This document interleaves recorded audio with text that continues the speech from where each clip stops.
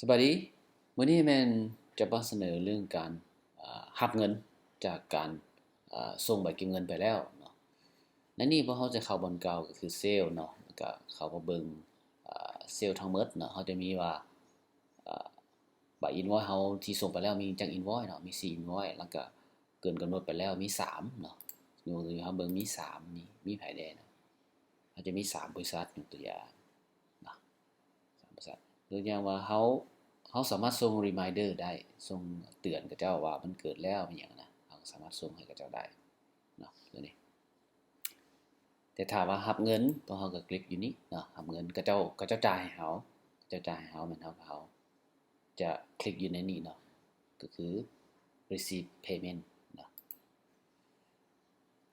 receive payment ตัวนี้ก็คือหมายความว่าเรามีแต่เลือกว่าเราสิรับเงินเข้าไสเนาะเข้าธนาคารเป็นเงินกีบหรือว่าเป็นเงินดอลลาร์เป็นเงินบาทแล้วแต่หรือว่าเป็นเงินสดเนาะเราก็สามารถเลือกได้นะหรืออย่างเข้าเงินสดก็จะจ่ายเงินสดให้เราก็มีแต่หมายว่าก็จะจ่ายเป็นเงินสดนะแล้วก็ใส่เลขที่ตัวนี้นะเลือกบอนที่ก็เจ้าบอนที่รับเงินเข้านะแล้วก็เขียนเนื้อในเข้ามารับเงินจากผู้ใดมื้อใดสินะเราก็สามารถเซฟก็ถือว่าจบหรือว่าเซฟแล้วปิดเนาะหรือว่าเราก็สามารถพิมพ์ได้คือกันเนาะสามารถพิมพ์ออกมาได้เอาคลิปนี้ก็ได้คือกันเนาะ